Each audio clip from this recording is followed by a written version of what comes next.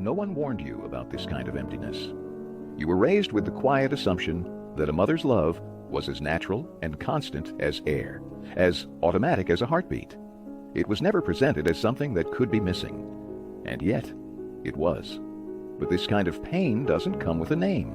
It hides, not in scars or screams, but in silence, in the pauses between affection, in the gaze that never landed fully on you. It's the ache of the son or daughter who was emotionally forgotten, who was physically seen, but never truly felt. You might not talk about it, you might not even recognize it, but it lives inside you. It pulses beneath your confidence, beneath your relationships, like a quiet wound that never closed. It disguises itself as anxiety, as self-doubt, as a desperate hunger to be chosen, even if it means erasing yourself to feel worthy. Enze, a quiet observer of the soul, once said, "The spirit that is unloved doesn't simply break, it splits open. And from that fracture, a haunting cycle begins."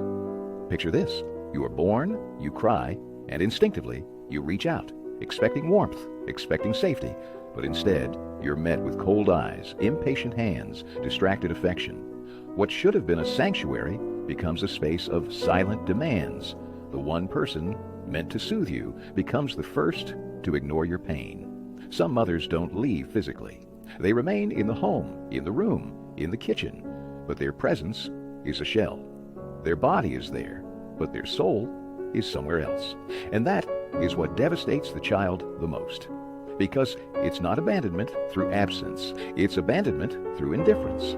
That's where the deepest wounds are born, not in violence, but in invisibility. And the tragedy of it all, no one sees your suffering. No one validates it. There are no bruises, no dramatic stories to tell, just a slow erosion of your identity. And as you grow older, you start to notice the patterns. Why does love feel threatening? Why do you pull away from people who care about you? Why do you chase after those who replicate your pain? Why does intimacy feel like suffocation? Because unconsciously, you are still trying to solve with others what was never resolved with her. You don't know it, but you are still that child, reaching. Still hoping that someone will look at you the way she never did. That someone will say, "You matter," without conditions. And so you chase this fantasy, this phantom approval in every relationship. You perform, you overgive, you mold yourself into whatever others want, but it never feels enough. Because the one person you needed to see you didn't. Enze believed that pain doesn't just repeat, it loops. Like a record stuck on a scratch. Like a song with no ending. The pain keeps returning until something in you breaks or awakens. That's the secret. Maternal rejection is not just a childhood trauma.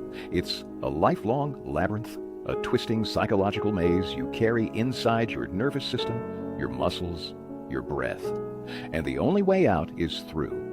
But here's the twist. Your pain is not your enemy. It's the doorway. The rejection that once carved your sense of worthlessness. It can become the start of something sacred. Because what you didn't receive from the outside, you are now being invited to create from within. This isn't a feel-good slogan. It's a raw truth, a painful truth, but one that frees you. You can become the mother you never had, not in a dreamy, poetic sense, but in the fierce, committed act of rebuilding your emotional foundation, of stopping the endless search for outside validation, of learning to care for your inner child, the one who still sits in the dark, asking quietly, "Am I worth loving?" That transformation begins the moment you stop denying what happened, the moment you allow yourself to grieve, to look back and say, "She didn't see me, she didn't hold me, she didn't protect me. It wasn't your fault, it never was, but it is now your responsibility to heal. And as long as you keep waiting for her to finally give you what she never could, you remain a prisoner, not of her, but of her shadow. The echo of her absence lives inside your voice, in the way you criticize yourself, in the way you push yourself beyond human limits just to feel enough. That voice inside you, the one that says you'll never be worthy, that's her. Or rather, the version of her that your psyche had to internalize to survive. And now, it's time to evict her. It's time to separate, not with hatred, not with blame, but with clarity. Because as long as that internalized mother governs your worth, you will keep reliving the same old ache in new costumes. You'll keep falling in love with people who don't love you back. You'll keep achieving more, and feeling less. But the moment you turn inward and say, no more, something ancient begins to shift. And that's where the real journey begins. Let's take this even deeper now. Because the mother wound is not just a psychological scar, it's a physical memory. And the body, more honest than the mind, never forgets. You may look composed, successful, even peaceful, but inside, your nervous system may still be bracing for a blow. That same body that once reached out for affection and received coldness instead now carries the tension of rejection in its muscles, its breath, its posture. Your jaw clenches when someone pays attention. Your shoulders rise when someone gets too close. Not because you choose to react this way, but because your body remembers. It remembers crying and being silenced, needing and being ignored, loving and being rejected. And this memory lives on in a state of emotional hypervigilance. You call it anxiety, but it's something more ancient. It's your inner child scanning the room for signs of danger. It's the echo of your early years saying, don't trust this. Stay alert. Be invisible. This is why love feels like a battlefield. Because when someone gets too close, your instincts scream, protect yourself, run, shut down. And it's not because you're broken. It's because your body is still trying to survive something that ended long ago. But here's the revelation. The body can also relearn. It can soften. It can let go. It can trust again. Not through words or logic, but through presence, through gentleness, through consistency. Real healing doesn't happen in your head. It begins in your gut, your breath, your skin. It begins when you stop fighting your reactions and start listening to them. What if your anxiety isn't weakness, but a question? What part of me still needs to be seen? What memory is being triggered? What safety have I never known? Healing doesn't always feel good. It often feels like grief, like shaking, like tears that make no sense. But this is the body detoxing the past. And real self-love, it's not bubble baths and affirmations. It's the decision to eat when you're hungry without shame, to rest without guilt, to say no without fear, to breathe fully even when no one is watching. Because only when the body feels safe can the soul begin to express itself. And slowly, as you tune in, you begin to distinguish your true emotions from those you were taught to feel. You stop reacting to ghosts.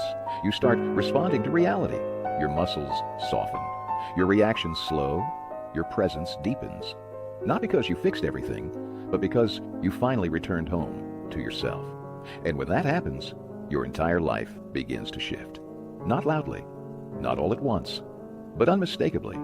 Because the child who was once abandoned has now found someone who stays. You. There comes a moment in every healing journey when silence turns to sound. When the scream that's lived quietly inside you for years finally finds its voice. It may not be loud, it may not be angry, but it will be undeniable. You'll begin to say the things you were never allowed to say. I needed more. You hurt me. I was just a child. These aren't accusations. They are truths. They are the missing pieces of your story, finally returning to you. And with each word, you reclaim something sacred, your voice. Because when you grow up with a mother wound, silence becomes your default language. You learn to edit yourself, to shrink your needs, to read rooms instead of trusting your gut. You become fluent in suppression. But suppression is not peace. It's self-abandonment. And healing? It demands your return to intuition, to honesty, to the sacred act of choosing yourself, even when it feels unnatural. This part of the journey is messy. It's not linear. Sometimes it looks like setting boundaries. Sometimes it looks like ending relationships. Sometimes it's just allowing yourself to cry without apology. You might lose people, but you will find yourself. And the truth is, some people were only in your life because you didn't know how to say no. Now that you do, everything changes. This isn't about revenge. It's about restoration. You are restoring your right to feel, to want, to walk away from what drains you, to move toward what honors you. You are no longer waiting to be chosen. You are choosing. And that shift, that internal recalibration, will echo into every corner of your life. Because once a silent soul remembers its power, there's no going back.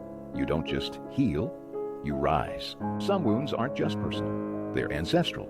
Passed down like heirlooms, carried in hushes and patterns, inherited not through words, but through silences, gestures, and unresolved pain. You were never meant to carry what wasn't yours, but you did. You carried your mother's sadness like it was your own, her disappointment, her rage, her shame, her silence. You wore it all like a second skin, believing that if you could just be good enough, quiet enough, helpful enough, maybe she'd finally be okay, but she didn't.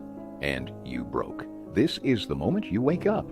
You realize that healing isn't just about finding peace for yourself. It's about refusing to keep the chain going. You become the interruption, the sacred pause. You decide, it ends with me. You no longer apologize for feeling too much. You no longer perform for love. You stop explaining your worth to people who never learned how to value others. And as you shift, you begin to see clearly.